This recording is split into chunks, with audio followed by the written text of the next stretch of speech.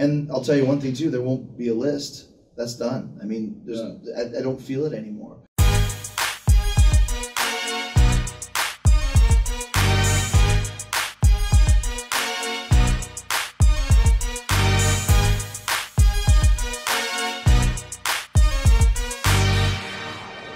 Chris Jericho with us here in Regina. First thing I gotta ask, show's sold out now. We don't have to be nice. When we talked on the phone, you said really nice things about Regina, but you grew up in Manitoba. You can say what you really think about Regina now.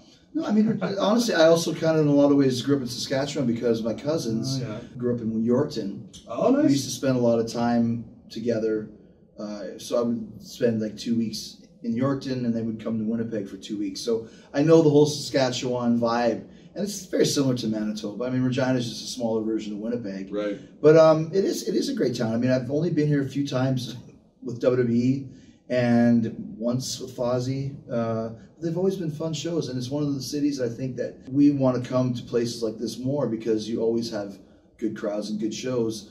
Hence, the fact that we sold out. We were in Thunder Bay the other night and did a packed room there. We've never been to Thunder Bay. Nice.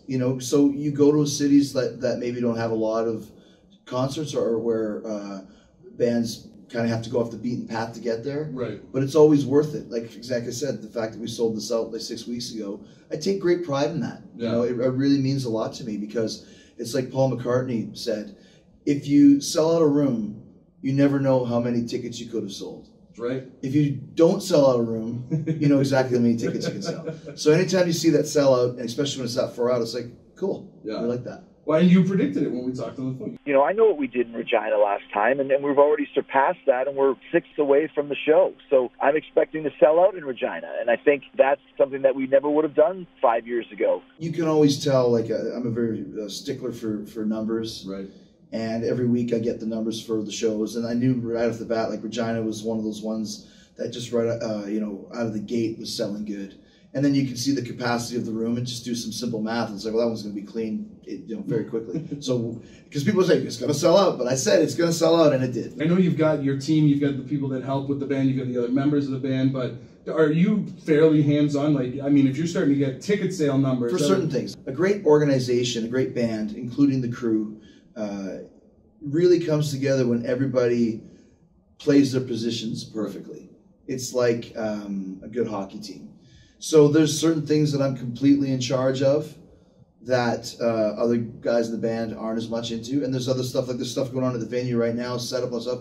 I have nothing to do with it, nor do I want to. It's not my part of the job. Mm-hmm. But yeah, the tickets I'm very involved in. I'm very involved in choosing where we play and the venues that we play in. As we continue to grow and build and get bigger, you have to start setting higher goals for yourself, and that's something that's kind of one of my jobs on the team. Now, you guys have been out on a huge tour. I think it's 19 months now? Yeah, 19 months. The end is in sight, handful of days away. Probably by the time this hits anybody's eyes, you guys three more shows, will be done. 60 more songs. What is the first thing you're looking forward to when you have this sudden free time? Just having free time. That's it. This last month has been so crazy because if you go back to October 27th when the Chris Jericho's Rock and Wrestling Rager at Sea, the cruise that we did, we went on the boat, we went to the Bahamas and back. Next day I'm on a plane to Osaka, Japan, worked a match for New Japan. Next day I'm on a plane flying to New Zealand, spent a couple days there, and then we start the tour again. We played New Zealand, then we went straight to Australia. We got back from Australia, had I think 3 days off or something like that. Here we go to Canada for 2 weeks. So it's been a lot of touring, a lot of traveling, just being off the road. Don't have to worry about airports or tour buses, all that stuff. When you're not on the road, all you want to do is be there. When you're on the road, especially at this point in time, you just want to get off. So the two things you've chosen to do well for a living are both travel intensive. What are some of the differences and similarities between travel life as a wrestler and travel life as a rock star? Wrestling's a little bit more you're on your own. Right. You fly into a city, then you have to rent your own car, and you have to rent your own hotels and figure out, where you want to drive to and all that sort of stuff. I travel by myself, wrestling-wise, because I just like kind of doing my own thing. Mm-hmm. But with the band, we're all together. We're on the bus. You have to think of anything. We do the show last night in Winnipeg. What time is bus call? 3:30. You get on the bus by 3:30. You go to sleep, you wake up, we're in Regina. You get off the bus. What's the first thing? You got to be at the Wolf at 2 o'clock. All right, here we go. Get up, brush up, take a shower, whatever, and here we go to the Wolf. And then we do all the stuff that we have to do today. VIPs, meet and greets, special meetings, whatever. Then you do the show.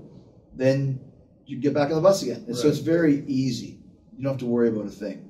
I think it's probably much more fun too, because when you're on the bus with 10 of your best friends, it's just nonstop laughing and having a good time. It's been about 2 years just in this tour. Before that, you decided to make Fozzy the full time. We're putting everything behind this.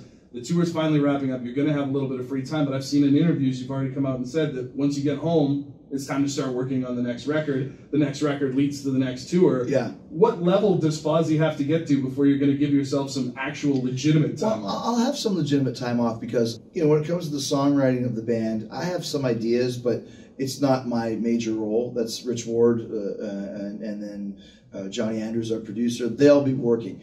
What I have to do is I have to go to Japan to do one more match for New Japan Pro Wrestling. I have a couple movie shoots that I'm doing. But other than that, I'm pretty wide open for the next 3 or 4 months by design. Right. And, we have nothing else booked for Fozzy right now except for a little stadium show in Los Angeles with Iron Maiden in September. Right. So, that there's going to be something going on then. But, and will I go back to wrestling? I don't know. I have no plans of really doing anything. But that's all stuff that I'm going to have to think about and decide what I want to do. With Fozzy growing as much as we have, there's nothing that's going to impede that growth.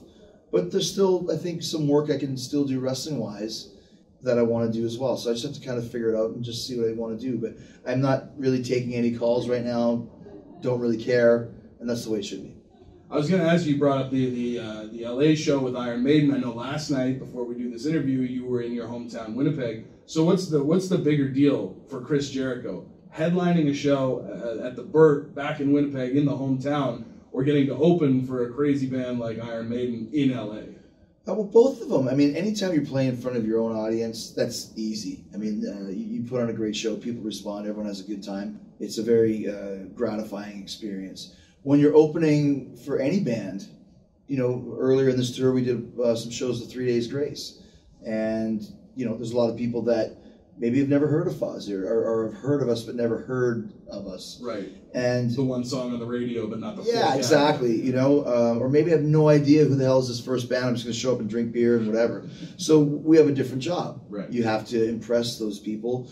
And so at the end of the night when they're chanting Fozzy and giving you a standing ovation, you're the first of 3 bands, that's incredible. Yeah. Now Iron Maiden is a whole different animal because they're notorious for having fans that don't care about the opening band. I don't think I've watched an opening band for Iron Maiden in 10 years. Dream Theater, I think, opened for them once. I watched that. Yeah. But, they're an institution, and there's going to be 20,000 people watching, but we'll get them. Yeah. And that's going to be very, very exciting, too. But every show, there's never one show that means more than another. There's different size venues. Right. There's different situations. But when Judas starts, we open with Judas, it doesn't matter. All that matters is if you're entertaining 10 or 10,000, 200 or 20,000, whatever it may be. Every show counts. Every show's important, and every show, it's my responsibility, our responsibility to make it great.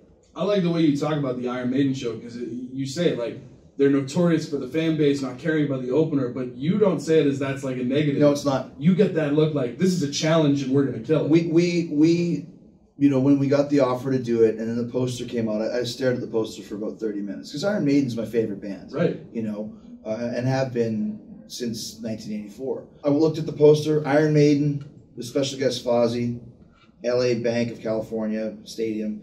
I just looked at it like, wow, I can't believe it. And then once I stopped looking at it, had my moment, and now it's like, okay, now it's our mission to destroy Iron Maiden. Now, is it possible? I don't know, but we played the Kiss Cruise, right? And we played at the same time Kiss was playing. For whatever reason, someone's got to play upstairs, and there must have been 100 people there, but I was like, you know what? I'm going to make sure that this is the best show these people see, this whole cruise. Right. And that's what you have to think. Are we going to destroy Iron Maiden at their own show? I don't know, but I do know that we're going to do everything in our power to have the best possible gig, and we're going to leave an impression so that when we leave the stage, people go, holy shit, we didn't expect that, or that was amazing, that was great. And people will go, and this is what happens every time. Iron Maiden was awesome. I loved it. But you know what? Fozzy. I never expected that. Yeah. And that's how you build. So you said it, that Iron Maiden, favorite band. This is obviously a bucket list getting to open for them. Is there anybody else on the list that, before Fozzy's doing their own stadium shows, you'd love to get out? Like I said, we did the Kiss Cruise. Right. I mean, they're doing the end of the road tour. If they need an opening band for that, I know a good one that would be perfect for the Kiss crowd.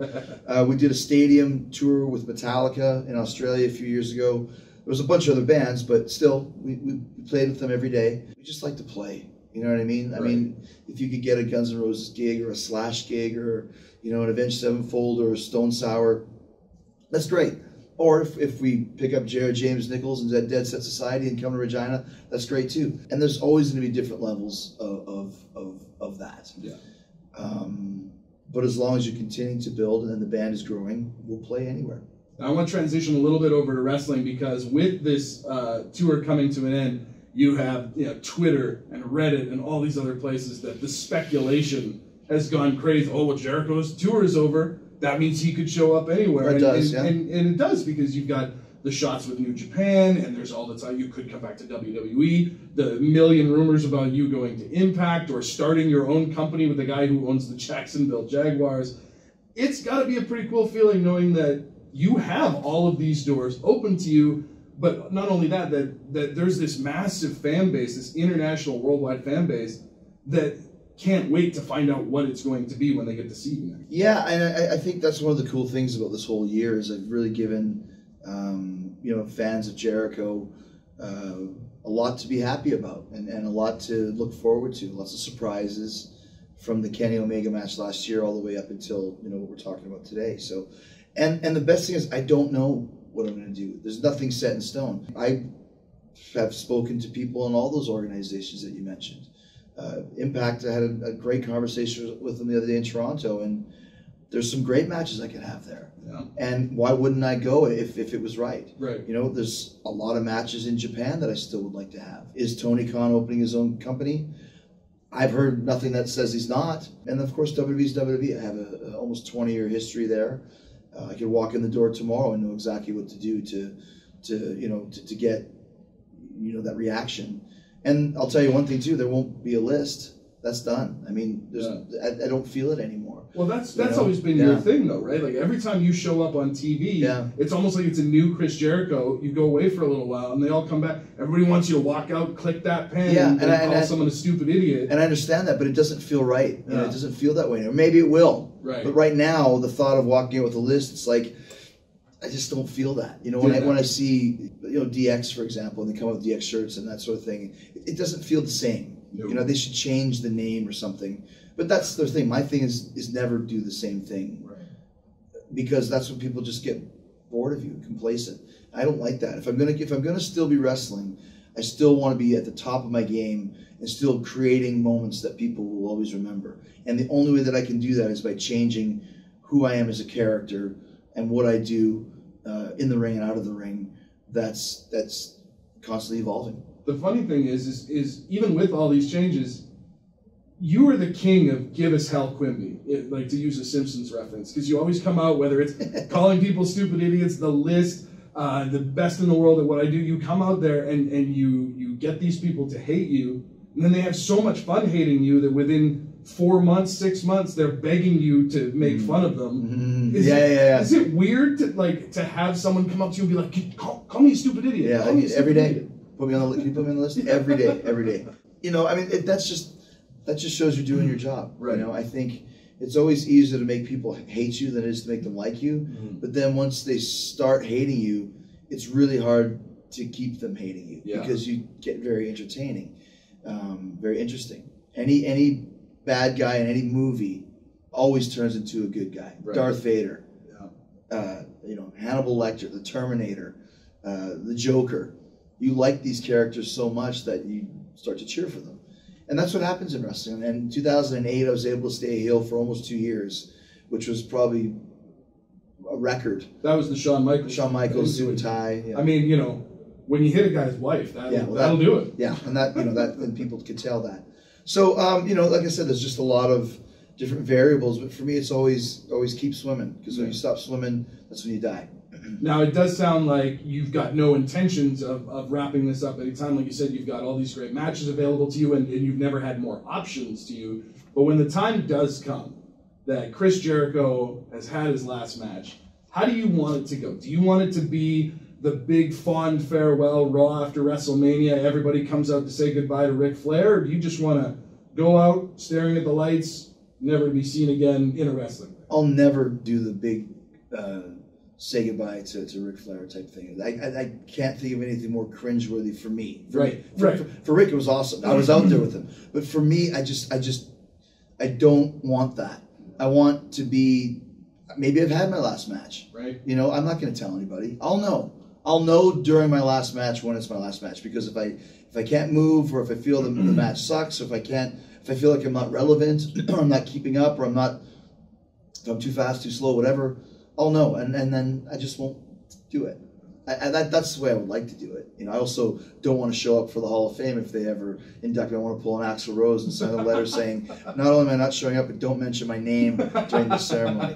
But that's just me. I always think that way. I always think different from what everyone else wants. You know, standing up there in a light up tuxedo talking about how great I am doesn't really seem all that. I don't. You know, my performances shows how great I am. If you think that, the accolades and the Hall of Fames and the big farewells, that doesn't mean anything to me. It really doesn't. I'm not. It's such. Well, I'm not even been invited, so it's not like I'm even saying anything that it might not even ever happen. Right. But those sort of things never really. I didn't need those things. All I needed was the audience and the crowd to react the way that I wanted them to, and for me to feel like my performance was an A+. And as long as I feel that, I'll continue doing what I'm doing. I apologize in advance for whatever dirt sheet is going to take this and cut it together to make it sound like you just retired, by the way. One last thing about wrestling, because I know that you do keep your eye on various products that are out there. To you, what's the most exciting thing in the business right now? The most exciting thing to me is the fact that there's a lot of places where guys can go to work.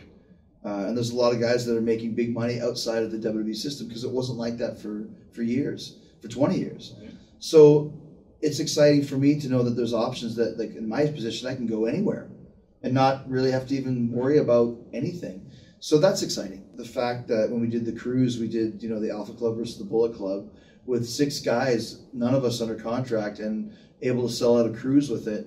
It's really makes all of us really top contenders as to, who's going to go where. That's exciting for me. So yeah, I like that. I like having that kind of giving the power back to the guys in a way. Well, we're looking forward to seeing you on stage tonight. We're looking forward to seeing what new music comes out down the road. We're already looking forward to the next time you come through Regina with the band. We're looking forward to seeing what happens with you next in the world of wrestling, if anything. All right, man, yeah. It's going to be a great gig tonight in Regina, or it was a great gig. That's right. By the time you watch this. And like I said, it's very cool to be back here, and thanks for your support. Absolutely. You guys helped us sell it out so fast. Absolutely. Chris Jericho from Fozzy, thank you very much. Thank you. Thank you guys for watching. Listen, we thank you, whether you've been with us for 10 years or 10 days or just started tonight. We thank you for being a part of the Fozzy family here